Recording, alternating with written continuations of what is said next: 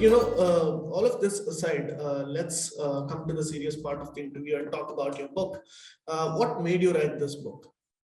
So one of my chapters in the book, in fact, in the beginning of the book, after the preface and the transliteration guide, I've written, why did I write this book? So I wrote this book because I am, I grew up as a Hindu, and I'm one of those people who grew up as a proud Hindu. I had, and as a young person, I was aware of a lot of things, and thanks to the influence of my family growing up, I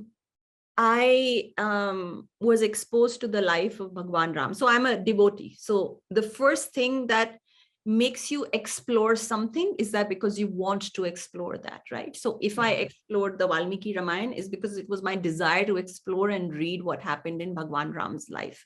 Because everything that I would hear about, him was in terms of gossip.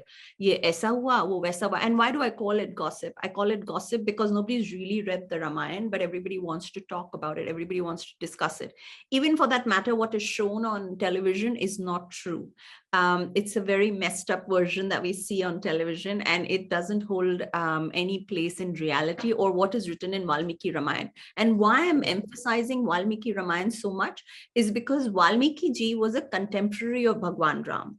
And, so a contemporary would know better, just as how Ved Vyas was a contemporary of the, he was technically the grandfather of the Kauravas and, all of them. So Kauravas and the Pandavas. So he was contemporary. He lived through that era. So I wrote the book because I wanted to write it. I had the information that I wanted to share. And I was very tired of this bullshit that was going on, which is like, why shouldn't we have a hospital? Why shouldn't we have this?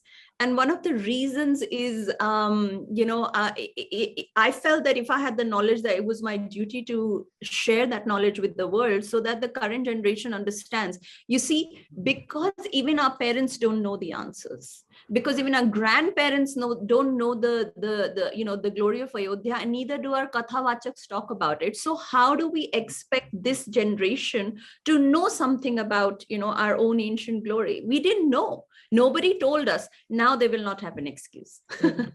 After my book, nobody can come and say, well, what's so special about Ayodhya? Well, take a look at it and read it and you'll know.